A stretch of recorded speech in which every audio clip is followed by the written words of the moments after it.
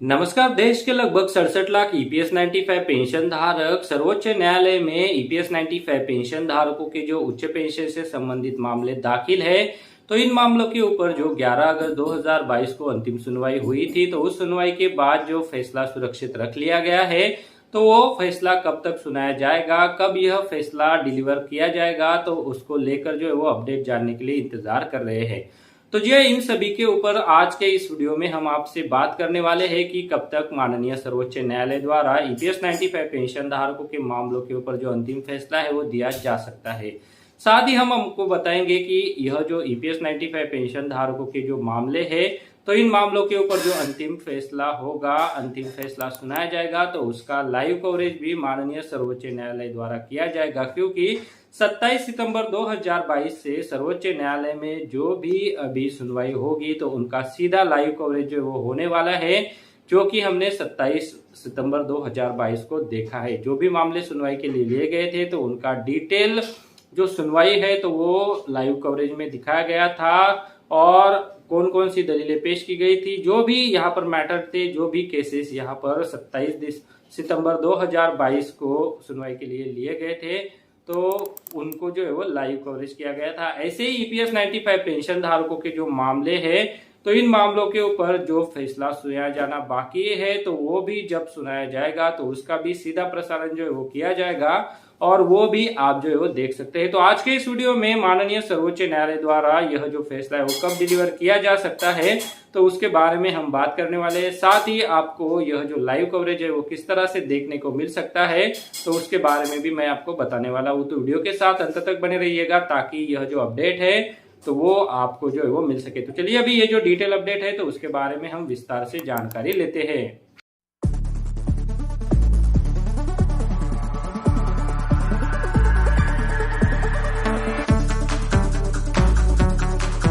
तो चलिए सबसे पहले यहाँ पर मैं आपको बता देता हूँ कि यह जो माननीय सर्वोच्च न्यायालय द्वारा जो सुनवाइयाँ हो रही है, तो उनका जो लाइव कवरेज का यहाँ पर प्रसारण शुरू किया गया है, तो उसे जो आप किस तरह से देख सकते हैं। और 27 सितंबर 2022 को जो सुनवाई लाइव हुई थी, तो उनका क्या स्टेटस है, कितना यहाँ पर लोगों को उनका रिस्पांस मिला है, तो वो अभी मैं आपको बता देता हूँ। और साथ में बताऊंगा कि किस तरह से आप जो है वो, अगर आपको लाइव कवरेज देखना है, तो वो भी जो है वो आप देख सकते हैं। तो जी हाँ, सुप्रीम कोर्ट अपनी संविधान पीठ की कार्रवाई को लाइव स्ट्रीम कर रहा है। एक रिपोर्ट के मुताबिक प्रधान न्यायाधीश यूयू ललित की अध्यक्षता वाली पीठ ने कहा कि सर्वोच्च न्यायालय के पास जल्द ही खुद का लाइव स्ट्रीम करने का प्लेटफॉर्म होगा। संविधान पीठ में 27 सितंबर 2022 को आर्थिक रूप से कमजोर वर्गों के लिए आरक्षण को चुनौती देने वाली याचिकाओं की सुनवाई हो रही थी। वही केंद्र और दिल्ली सरकार के बीच सेवाओं के नियंत्रण को लेकर एक मामले की सुनवाई हो रही थी। इन मामलों की सुनवाई का पहला वेबकास्ट किया गया है। आज से लगभग 4 साल पहले 27 सितंबर 2018 को तत्कालीन प्रधान न्यायाधीश दीपक मिश्रा की अध्यक्षता वाली पीठ ने संवैधानिक महत्व के मामलों में महत्वपूर्ण कार्रवाई का लाइव टेलीकास्ट या वेबकास्ट करने का ऐतिहासिक फैसला दिया था। पीठ ने कहते हुए एक फैसला सुनाया था कि सूरज की रोशनी सबसे अच्छा कीटाणुनाशक है। उसके बाद प्रधान न्यायाधीश श्री उदय उमेश ललित की अध्यक्षता वाली पीठ ने कहा कि कार्रवाई को लाइव स्ट्रीम करने के लिए फिलहाल यूट्यूब का इस्तेमाल करने के बजाय शीर्ष अदालत के पास जो है वो जल्द ही अपना खुद का प्लेटफॉर्म होगा। पीठ ने यह भी बताया कि तब कहीं जब बीजेपी के पूर्व नेता के एन गोविंदाचार्य के वकील ने तर्क दिया था कि सुप्रीम कोर्ट की कार्रवाई का कॉपीराइट किसी निजी प्लेटफॉर्म को नहीं सौंपा जा सकता है। जस्टिस एस रविंद्र भट्ट और जस्टिस जेबी पारदीवाला वाली पीठ को वकील विराग गुप्ता ने बताया कि यूट्यूब ने स्पष्ट रूप से वेबकास्टर कॉपीराइट की मांग की है। 2018 के एक फैसले का जिक्र करते हुए वकील ने कहा कि यह माना गया था कि इस कोर्ट में दर्ज और प्रसारित सभी सामग्री पर कॉपीराइट केवल इस अदालत के पास होगा। उन्होंने यूट्यूब के इस्तेमाल की शर्तों का भी उल्लंघन किया था। सीजीआई ने कहा कि यह शुरुआती चरण है, हमारे पास निश्चित रूप से अपने प्लेटफॉर्म होंगे, हम कॉपीराइट मुद्दे का ध्यान रखेंगे। यह जो वेबकास्ट है, तो उसे जो आप webcast.gov के माध्यम से कोर्ट की सुनवाई देख सकते हैं। सुप्रीम कोर्ट यूट्यूब के माध्यम से की जा रही लाइव स्ट्रीम को बाद में अपने सर्वर पर होस्ट कर सकता है। इस लाइव स्ट्रीम को लोग बिना किसी परेशानी के अपने मोबाइल फोन पर, लैपटॉप पर और कंप्यूटर पर भी देख सकते हैं। 26 अगस्त को पूर्व सीजीआई एनवी रमन्ना के रिटायरमेंट के दिन पहली बार सुप्रीम कोर्ट ने एक वेबकास्ट पोर्टल के माध्यम से इसका सीधा प्रसारण किया था। एनवी रमन्ना की अध्यक्षता वाली पीठ की एक औपचारिक कार्रवाई का सीधा प्रसारण किया गया था। सुप्रीम कोर्ट की 5 जजों वाली संविधान पीठ कई अहम फैसलों पर सुनवाई करती है। आर्थिक रूप से कमजोर वर्ग को 10% आरक्षण देने वाले 103वें संविधान संशोधन की वैधता और नागरिकता संशोधन अधिनियम की संविधान वैधता को चुनौती देने वाली याचिकाएं इनमें शामिल की गई थी। तो जी यहाँ पर यह जो सुनवाई है तो वो अभी जो है वो लाइव शुरू हो गई है और यह जो लाइव कवरेज है तो आप फिलहाल यूट्यूब पर देख सकते हैं और माननीय सीजीआई द्वारा जानकारी दी गई है कि माननीय सर्वोच्च न्यायालय के पास जो है वो इसको लेकर जो है वो खुद का प्लेटफॉर्म जल्दी होगा। तो यह जो मामले है तो अभी आप जो है वो सीधे लाइव देख सकते हैं। माननीय सर्वोच्च न्यायालय में जो कार्रवाई हो रही है तो उनका सीधा प्रसारण भी जो है आप देख सकते हैं।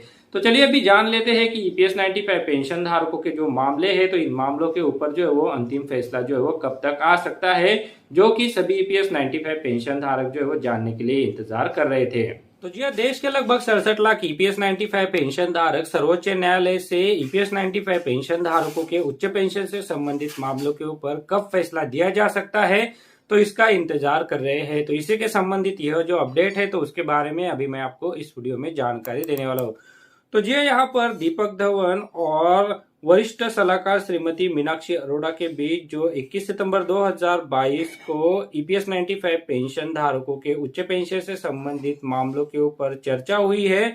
तो उस चर्चा के बाद जो वो यहाँ पर जो विश्लेषण किया गया है कि यह जो फैसला है वो कब आ सकता है तो वो अभी हम जान लेते हैं।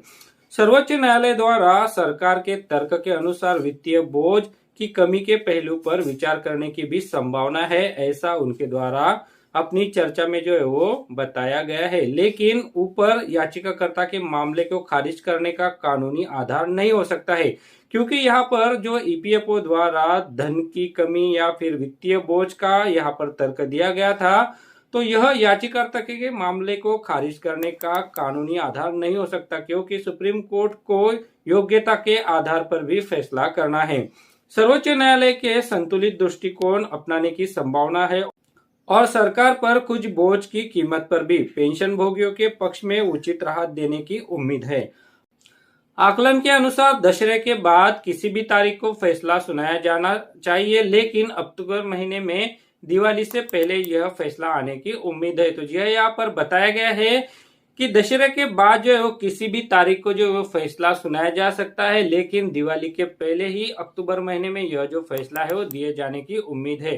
तो जी यहाँ पर 2-3 बातें बताई गई है, जिसमें कहा गया है कि सर्वोच्च न्यायालय में ईपीएफओ द्वारा और सरकार द्वारा जो तर्क दिया गया था फाइनेंशियल कमतरता का, वित्तीय बोझ का, तो उसका भी यहाँ पर कोर्ट द्वारा कंसिडर किया जा सकता है। लेकिन याचिकाकर्ता जो ईपीएफओ है तो उनके मामलों को खारिज करने का यह एक कानूनी आधार नहीं हो सकता है, क्योंकि सुप्रीम कोर्ट को योग्यता के आधार पर भी फैसला करना होगा। साथ ही सर्वोच्च न्यायालय के संतुलित दृष्टिकोण अपनाने की भी संभावना है और सरकार पर कुछ बोझ की कीमत पर भी पेंशन भोगियों के पक्ष में उचित राहत देने की उम्मीद है और यह फैसला दशहरे के बाद जो है वो किसी भी तारीख को जो है वो डिलीवर किया जा सकता है। फिलहाल इसको लेकर कोई तारीख यहाँ पर जारी नहीं की गई है। जैसे ही कोई तारीख इसके संबंध में जारी की जाएगी तो उसके बारे में भी हम आपको विस्तार से जानकारी दे देंगे और उम्मीद कर रहे हैं कि अक्टूबर महीने में यह जो फैसला है तो वो दिवाली के पहले जो है वो आ सकता है, यानी दशहरे और दिवाली का जो बीच का पीरियड है तो उस टाइम जो है वो यह फैसला आने की उम्मीद है।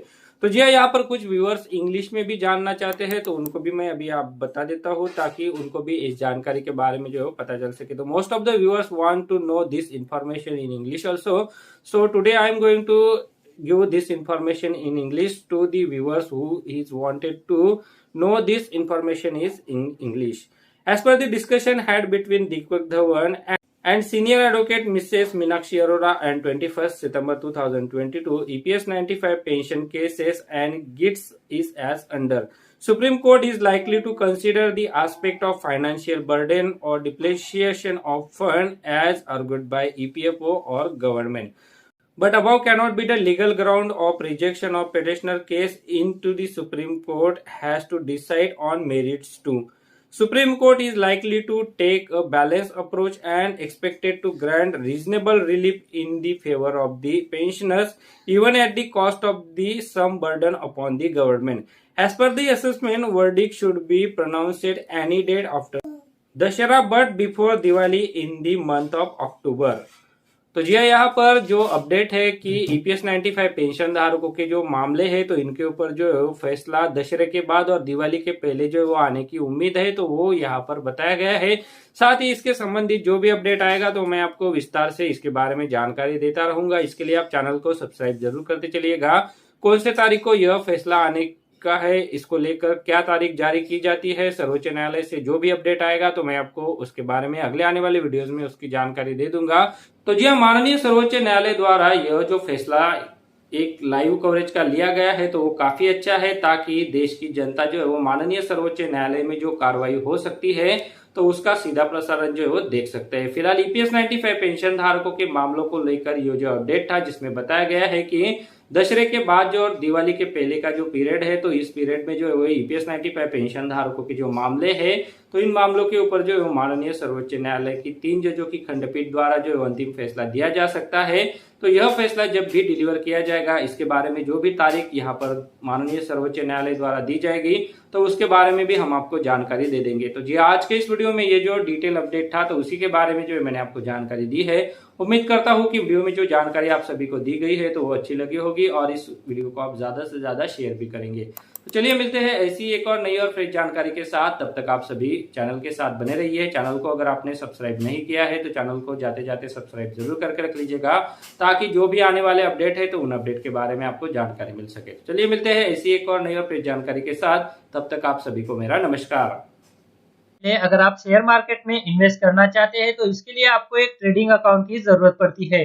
ट्रेडिंग अकाउंट ओपन करने के लिए वीडियो के डिस्क्रिप्शन में मैंने आपके लिए एक लिंक दे के रखा है। उस लिंक पर क्लिक करके अगर आप ट्रेडिंग अकाउंट ओपन करते हैं तो उस ट्रेडिंग अकाउंट ओपनिंग के लिए आपको कोई भी चार्जेस देने की जरूरत नहीं है, साथ में कोई भी एनुअल फी देने की जरूरत नहीं है। और जब भी आप इक्विटी में शेयर खरीदेंगे या फिर बेचेंगे तो उसके ऊपर आपको कोई भी ब्रोकरेज देने की जरूरत नहीं है। अगर मान लीजिए आपने 100 रुपए का कोई शेयर खरीदा और उसे 150 रुपए में बेच दिया तो जो 50 रुपए का फायदा होगा तो वो सीधे आपकी जेब में जाएगा। इसके ऊपर जो है वो आपको कोई भी ब्रोकरेज चार्जेस देने की जरूरत नहीं है, कोई भी यहाँ पर आपको चार्जेस नहीं है। तो इसके लिए अगर आप अकाउंट ओपन करना चाहते हैं तो वीडियो के डिस्क्रिप्शन में मैंने एक लिंक दिया हुआ है, तो उस लिंक पर क्लिक करके आप घर बैठे ऑनलाइन एक डीमैट अकाउंट ओपन कर सकते हैं।